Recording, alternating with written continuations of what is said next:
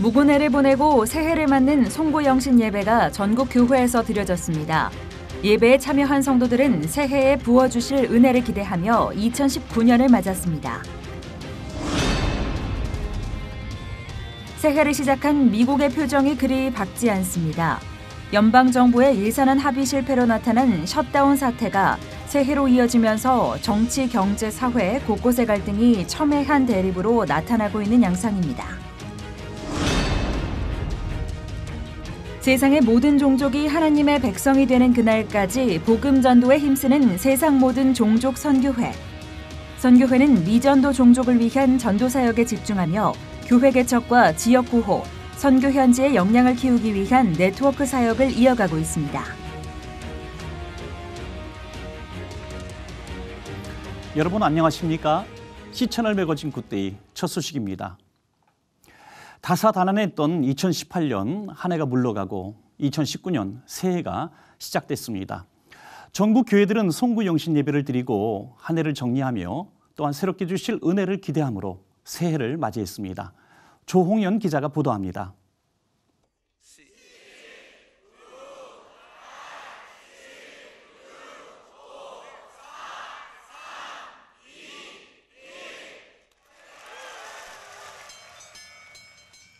새해를 알리는 종소리가 울려 퍼지며 다시 희망을 꿈꿉니다.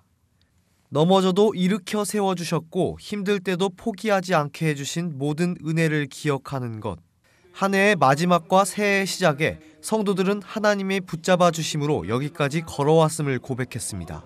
명성교회 김하나 목사는 하나님의 긍휼하심과 인자하심은 날마다 전혀 맛보지 못한 새로운 것이라며 오직 예수 그리스도를 우리의 기업으로 삼고 바라고 나아갈 때 영원하신 하나님이 우리에게 선한 일을 행하실 것이라고 전했습니다.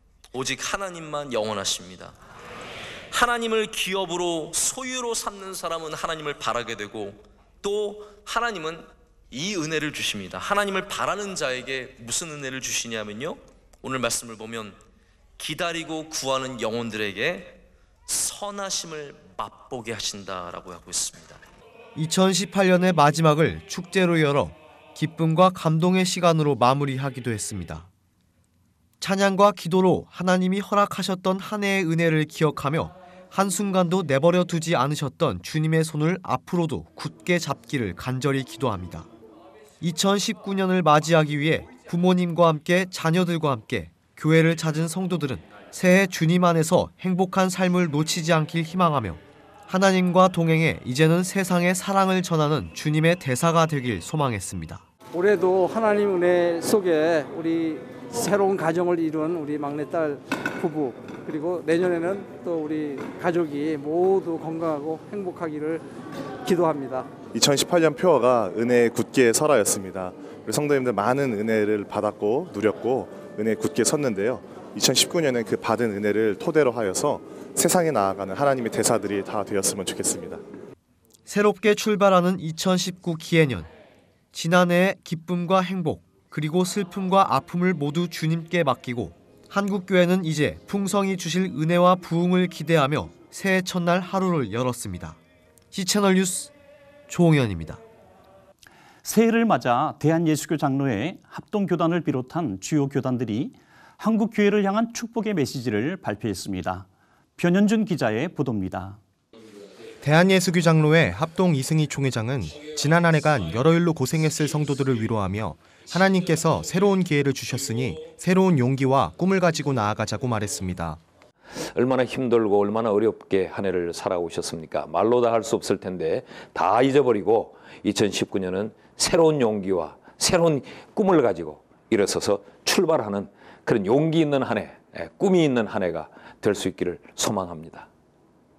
이어 기독교 대한 하나님의 성회 이영훈 대표 총회장은 과거의 것은 모두 잊고 하나님 제일주의 신앙으로 나아가는 한 해가 되자고 당부했습니다. 희망의 새가 밝았습니다. 더 이상 과거의 염려, 근심, 걱정은 다시 생각하지 말고 이제 새해 주신 하나님 축복을 바라보며 나가는 여러분 모두가 되기를 바랍니다. 하나님 제일주의 신앙으로 무장해서 여러분의 삶이 주님의 은혜와 축복이 넘쳐나는 복된 삶이 되기를 간절히 소원합니다. 또한 기독교 한국침례회 박종철 총회장은 새해엔 많은 이들에게 복음을 전해 하나님을 기쁘시게 해야 한다고 권면했습니다. 희망찬 새해가 시작되었습니다. 올해는 무엇을 하든지 먹든지 마시든지 하나님의 영광을 위해서 하십시오. 날마다 성경 보고 쉬지 말고 기도하고 매일매일 복음을 전하십시오. 그리하여 많은 사람들을 주 앞으로 인도하시기 바랍니다. 하나님께서 가장 기뻐하실 것입니다. 한국교회 지도자들은 가슴 뛰는 새해를 허락하신 하나님께 감사하고 다시 한번 영적으로 무장해 주님의 향기를 전하는 한 해를 보내야 한다고 입을 모았습니다. 시채널 뉴스 변은준입니다. 이어서 그 밖에 교계 소식 전해드립니다. 북한 정의연대가 최근 몇 년간 북한에 강제 억류된 한국인 중에 기간이 가장 긴 김정욱 선교사의 생명과 신병 상태가 매우 위태롭다며 조속한 석방을 촉구했습니다. 북한 정의연대 정베드로 대표는 북한의 구금, 강제노동과 고문을 받아온 김 선교사가 최근 건강이 악화돼 현재는 치료가 불가능한 상태에 놓여 있다는 내용을 최근 대북 소식통을 통해 입수했다고 밝혔습니다. 한국교회 연합기관들이 2019년 새해 신년사를 통해 평화가 깃든 복된 한 해가 되기를 축복했습니다. 한국교회 총연합은 새해에는 하나님과 이웃을 향한 사랑을 회복하자며 반기독교적 정책에서부터 한국교회를 수호하고 한반도 평화를 지키며 교회의 본질을 회복해 나갈 것이라고 강조했습니다. 한국소방단체 총연합회가 에티오피아에 낙후된 응급의료 환경시설 개선을 위해 구급 차량 4대를 무상 지원했습니다. 이번 지원 사업은 명성교회 지원으로 추진됐으며 현지에 도착한 구급 차량은 에티오피아 MCM 명성기독병원에서 아프리카 현지인의 구호 활동과 의료 체계 개선을 위해 사용될 예정입니다.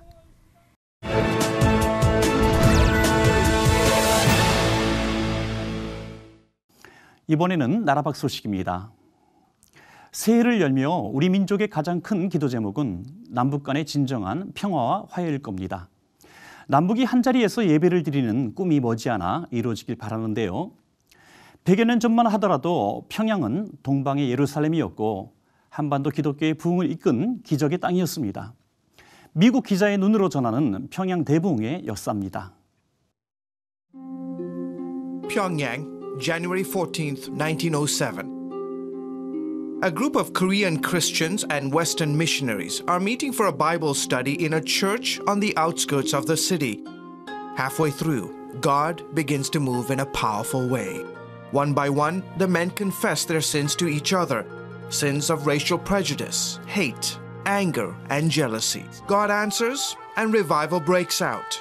In the ensuing months, thousands repented publicly, including elders of churches and foreign missionaries serving in Korea. Thus began the Great Pyongyang Revival of 1907. Churches were sprouting up everywhere, and they were growing fast. Prayers of repentance swept across the Korean peninsula. People walked hundreds of miles to attend revival meetings. The revival lasted 40 years, touching all levels of society, including those in political power. Andrea Lankov is a professor of Asian history in Seoul. Pretty much every single important North Korean communist, any Korean communist of the 40s and 30s, 20s came from a Christian family, with very few exceptions. Even North Korea's dictator Kim Jong-un was exposed to Christianity. His great-grandparents were active members of a Protestant church. In Korea, Christianity was a religion of modernity, modernization, progress, science, technology. But the brutal 40-year Japanese occupation of Korea tested the faith of these believers. And according to eyewitness accounts, Christians were enduring so much persecution, but in the midst of persecution, God was moving in tremendous ways. By the late 1940s, some 3,000 churches were operating in Korea. Illiterate people began reading the Bible. Missionary schools and hospitals were being built. It was maybe the greatest success story of the American, not only American, Protestant missionaries in East Asia. But today the story of Pyongyang could not be more different. Christians now are routinely tortured, raped, starved, and executed.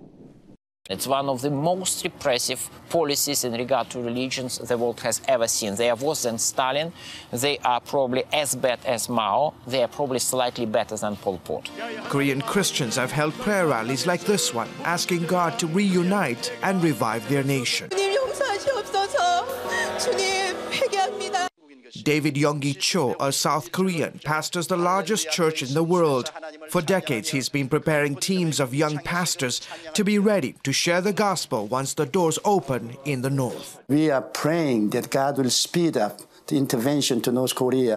Cho and others are calling on the global church this week to remember those suffering for their faith and to pray that God will bring another revival in North Korea.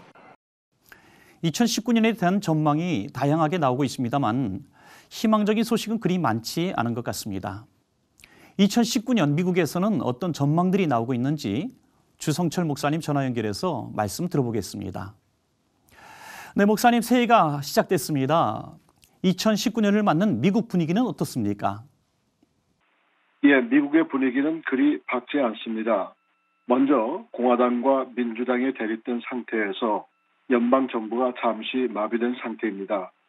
복지 분야에서는 어느 정도 합의를 보고 있지만 그 외의 다른 분야는 서로 양보하고 있지 않습니다. 아시다시피 미 하원은 민주당이 장악하고 있기 때문에 트럼프 행정부의 예산안을 통과시키지 않고 있습니다.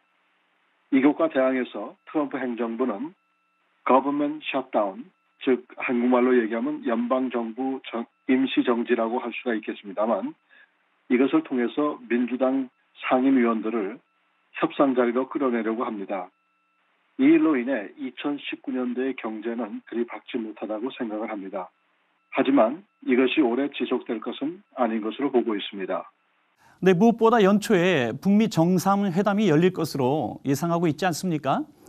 미국에서 북한 문제는 이전보다는 관심이 많이 줄어든 것 같은데 어떻습니까? 예, 맞습니다. 먼저 연초에 북미 정상회담이 개최될 것이라고 한국에서는 보도하고 있습니다. 하지만 미국에서는 그렇게 쉽게 생각하지 않습니다. 영국의 국영방송인 BBC를 통해 봐도 제1차 회담이 양국 간의 승리인지 아니면 김정은의 승리인지는 아직 불확실하다고 했습니다. 그것은 서면으로 구체적인 약속이 되어 있지 못하다고 합니다. 그리고 북한 문제에 대한 관심을 이전보다 수그러진 것만은 사실입니다. 여러 가지 많은 이유가 있겠지만 트럼프 행정부에서는 이렇게 설명하고 있습니다. 2017년도는 핵실험, 2018년도는 정상회담, 그리고 2019년도는 예측하지 못하고 김정은의 태도에 결정된다고 보도하고 있습니다. 미국이 신무기와 6세대 전투기 생산 등등으로 새로운 국방 정책에 미국 국민들은 이전의 전쟁 심각성에 대해서 호전적인 태도를 보이고 있습니다. 네, 그런가 하면 또 기독교계 이슈도 끊이지 않은 것 같은데요. 몇 가지만 짚어본다면 어떤 게 있을까요? 예, 2019년도 기독교의 전망은 한두 가지로 정리해 본다면 첫 번째로 기독교 중에서도 복음주의가 더욱 활발해질 가능성이 보이고 있습니다. 2018년도 트럼프 대통령의 짧은 크리스마스 연설은 말 그대로 복음적 설교였습니다. 아주 정확하게 복음 제시를 한 것이지요. 이것 때문인지 몰라도 미국 기독교계 분위기는 상당히 호전되어 있습니다. 두 번째로는 미 대법원 판사 중에 긴즈버그 판사는 2019년도 말에 은퇴할 것입니다. 이 일로 트럼프 행정부에서는 세 번째로 대법원 판사를 선정할 수 있는 기회가 주어진 것입니다. 물론 민주당과 진보 진영에서는 보수적 판사 선정을 막기 위해서 끝까지 맞설 계획입니다. 이렇게 미국 안에서 보수성이 회복되고는 있지만 성소수자들의 문제와 낙태 수술, 난민 문제가 대표적인 이슈로 그렇게 쉽게 변할 것이라고 생각지는 않습니다. 미국에서 정치, 경제, 사회, 교육, 종교 등등 각 분야에 봄날이 올 수 있도록 기도 부탁드립니다. 네, 2019년 올해도 갈등과 대립이 이어지는 많은 이슈들이 있을 텐데요. 그때마다 올바른 결정들이 내려질 수 있도록 우리도 기도하겠습니다. 오늘 말씀 감사합니다. 네, 감사합니다.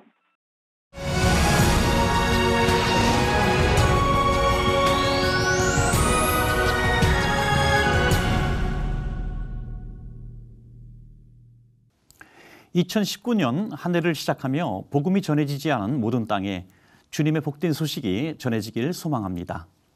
세계 모든 종족 선교회도 바로 이런 마음으로 사역을 하고 계시지 않을까 하는데요. 서승모 선교사님 스튜디오에 모셨습니다. 네, 선교사님 안녕하십니까? 네, 안녕하십니까? 네, 세계 모든 종족 선교회. 정말 선교단체 이름만 들어도 마음이 막 뜨거워집니다. 먼저 간단하게 이 단체 소개를 부탁드리겠습니다. 네, 저희 세계 모든 종족 선교회는 2008년도에 창립이 되어서 작년 2018년도에 10주년을 맞이했습니다. 네. 저희 선교단체는 미전도 종족과 미접촉 종족 사역을 최우선적으로 사역하고 있고요. 전 세계 14개국에 37명의 선교사님들과 함께 협력하고 파송하고 있는 선교단체입니다. 네, 적지 않은 규모의 선교단체군요. 간단하게 또 주요 사역들을 또 소개해 주시면 좋겠습니다. 네, 저희 세계 모든 종족 선교의 주요 사역을 보게 되면 교회 건축, 우물 파기 사역, 염소 분양, 성경 보고 여러 가지 사역이 있는데 교회 건축 사역은 저희가 현재까지 200여 교회를 세계 현지에 개척을 했습니다. 그 미전도 종족, 복음이 들어가지 못하고 그다음에 교회가 세워지지 않은 많은 어려운 지역 속에 하나님의 은혜 가운데 200여 교회가 세워졌다는 것은 놀라운 역사입니다. 네, 그렇군요. 그리고 우물 파기 사역 같은 경우는 저희가 교회 개척을 하기 위해서 중요한 접촉점이 되고 있습니다. 우물이 파짐으로써 교회가 열리게 되고 복음을 전하게 될 수 있고 마을이 형성될 수 있는 좋은 기회가 될 수 있는 겁니다. 네네. 그리고 성경 보급 사역 같은 경우는 열악해서 성경을 제대로 사지 못하는 많은 사람들이 있는데 그 믿는 자들에게 성경을 보급함으로써 말씀을 가까이 할 수가 있고 은혜를 받을 수 있는 좋은 시간을 가질 수가 있는 겁니다. 네네. 그리고 선교 현장 속에서 선교사를 잘 훈련하고 그 훈련된 선교사님들이 오지에 아직 복음이 전해지지 못한 지역 속으로 파송되는 그러한 협력의 사역을 저희가 감당하고 있습니다. 네, 참 많은 사역을 하고 계시군요. 미전도 종족이라고 한다면은 우리가 일반적으로 생각하기는 정말 오지에 문명이 정말 잘 닿지 않고 사람 손길 닿지 않는 그런 오지에 있는 분들을 생각하기 쉬운데요. 좀 정확한 개념이 필요할 것 같습니다. 네. 미전도 종족이라고 말하는 것은 바로 무엇이냐면 타 문화권의 도움 없이 스스로 복음할 수 있는 그리스도인이 없는 종족을 말하고 있습니다. 즉 스스로 복음할 수 없는 종족이 있는 그 미전도 종족이 한 2%에서 5% 사이에 있는 종족을 말할 수가 있는데요. 전 세계의 인구가 지금 한 76억이 되고 있는데 그 중에서 17,014개의 종족이 종족으로 돼 있고요. 그 중에서 7,063개의 종족이 미전도 종족으로 남아 있습니다. 한 절반 정도가 되네요. 네, 한 41%, 한 30억 인구가 미전도 종족이라고 볼 수가 있습니다. 그 중에서도 저희가 특별히 관심을 가지는 것은 무엇이냐면 미전도 종족이 스스로 복음할 수 없는 종족이라고 했는데 그 중에서도 선교사가 없고 성경이 없고 그다음에 교회가 없는 종족을 미접촉 종족이라고 말을 하고 있습니다. 그 미접촉 종족 사역을 저희가 작년 12월에 미국의 이제 세드백 교회에서 FTT 마지막 남은 가업이라는 Finishing the Task라는 그 세미나가 있었는데 거기서 발표된 종족 수를 보게 되면 1,347개의 미접촉 종족이 남아 있다고 했습니다. 그런데 2018년 12월에 다시금 1년이 지난 후에 저희가 방문했을 때 거기서 나온 데이터를 보게 되면 너무나도 놀라운 사실을 볼 수가 있는데요. 1,347개의 미접촉 종족이 1년 사이에 많은 선교사님들과 선교단체와 교회들이 그 종족을 입양함으로 인해서 1,000개가 줄어든 343개가 남아있는 놀라운 사실을 보고한 적이 있습니다. 우리가 그래도 우선순위라면 좀 이상할지 모르겠지만은 좀 더 최우선적으로 선교해야 될 그런 대상자들이 있다면 어떤 부분이 있을까요? 예, 모든 선교지에서 선교사님들이 다 하시는 사역이 다 중요하고 그리고 필요한 사역이라고 봅니다. 그러나 저희가 14개국 중에서도 더욱더 노력하고 필요할 그 선교지가 있다면 아프리카 차드를 뽑을 수가 있습니다. 아프리카 차드 같은 경우는 미접촉 종족이 30여 종족이 남아 있거든요. 그렇군요. 이슬람 국가이고 정령 숭배가 강한 그 차드 땅에 아직도 훈련되지 못하고 복음이 전파되지 못한 많은 지역들이 있습니다. 그 지역을 향해서 저희 선교단체에서는 선교 훈련을 하고 성경을 가르치고 그로 인해서 준비된 선교사를 가지도 못하고 들어보지도 못했던 그 어려운 지역들을 현지 선교사가 갈 수 있다는 것은 너무나도 놀라운 사실입니다. 그렇기 때문에 아프리카 차드가 그렇고요. 파푸아뉴기니도 그렇고 많은 선교지가 있지만 그중에서 저희가 관심을 가지는 것은 아프리카 차드라고 볼 수 있습니다. 네, 그렇군요. 선교사님이 생각하실 때 요즘에 협력, 뭐 네트워킹 이런 얘기들이 많이 나오는데 어떤 관점으로 보고 계십니까? 네, 어떻게 비밀리에 조심스럽게 개인적으로 협력하지 아니하고 하는 사역도 중요합니다. 그렇지만 현 시점에서 봤을 때의 선교라는 것은 네트워킹과 협력이 따르지 않는다면 그 선교 복음화의 확장이 이루어지지 않을 수 있습니다. 특별히 저희가 한 예로 들자면 아프리카 차드 같은 경우는 저희 코코암이라는 협의를 통해서 저희 모든 국제 선교단체들이 모여서 어느 지역을 선교할 것이고 또 그 지역에 따라서 어떠한 사역을 감당할지를 논의하거든요. 네네. 그래서 중복되는 걸 막을 수가 있습니다. 네네. 그렇기 때문에 협력하고 네트워킹을 한다는 것은 바로 무엇을 말하냐면 선교사의 재배치가 필요할 것이고요. 네. 그에 따른 선교 사역도 중복되지 아니하고 효율적으로 잘 할 수 있는 그런 효과를 얻을 수가 있는 겁니다. 네, 네, 그렇군요. 네, 선교의 최종 목표는 그 현지인들을 지도자로 세우는 거 아니겠습니까? 네. 그런데 선교가 전혀 들어가지 않은, 복음이 들어가지 않은 지역에 종족들을 복음화시키고 현지 사역자들을 훈련시키는 거 더 어려울 것 같습니다. 맞습니다. 한 예로 이제 파푸아뉴기니에 저희 선교사님이 계신데 선교사님은 한 17년간 네. 그 선교 사역을 감당했습니다. 미희 부족이라는 그 고산지대에서 홀로 외로이 두 분이서 선교 사역을 감당하셨고 또 그 가운데서 마을 사람들을 제자화시킨다는 것은 상당히 어려웠습니다. 네네. 처음부터 복음을 받아들이는 것이 아니고 처음부터 그들에게 외국인에게 마음을 연다는 건 쉽지가 않습니다. 그러나 그들과 함께 지내면서 그들의 문화를 알게 되고 그들의 삶을 이해하면서 12명의 제자를 훈련을 시켰고요. 네네. 그 12명의 제자가 이제는 다른 종족을 향해서 다른 마을을 향해서 나갈 준비가 되어 있는 겁니다. 네네. 그리고 또 차드 같은 경우는 저희가 선교사 훈련원이 있습니다. 네. 한 12가정이 지금 모여가지고 훈련을 받고 있는데요. 이 훈련받은 선교사 가정은 뭐 다른 도시로 가는 것이 아니라 네. 교회가 없는 지역 그리고 복음이 전해지지 않은 지역을 향해서 나아가는 귀한 일꾼들입니다. 네. 이러한 관계가 협력하고 그들을 훈련시킴으로 인해서 나아갈 수 있는 복음을 전할 수 있는 귀한 통로요 또한 교육의 현장이라고 볼 수가 있습니다.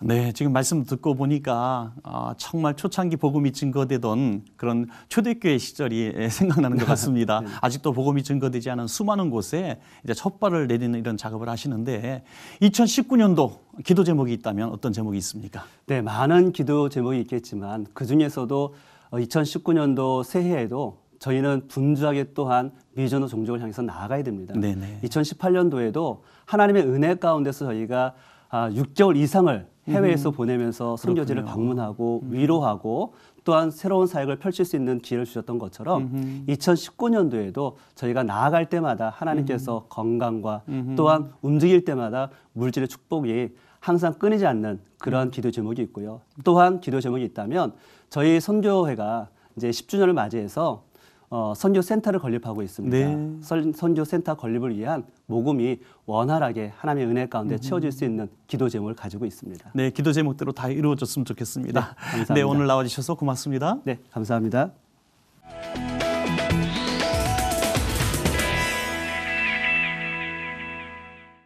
(2018년은) 아시아권에서 기독교 핍박이 두드러지게 나타났던 한 해였습니다. 2019년 올해도 상황이 만만치 않을 것으로 예측하고 있는데요. 환난 중에 주를 찾는 이 땅의 모든 박해받는 그리스도인들을 위해서 기도하는 한 해가 됐으면 좋겠습니다. 오늘 순서는 여기까지입니다. 시청해 주신 여러분 고맙습니다.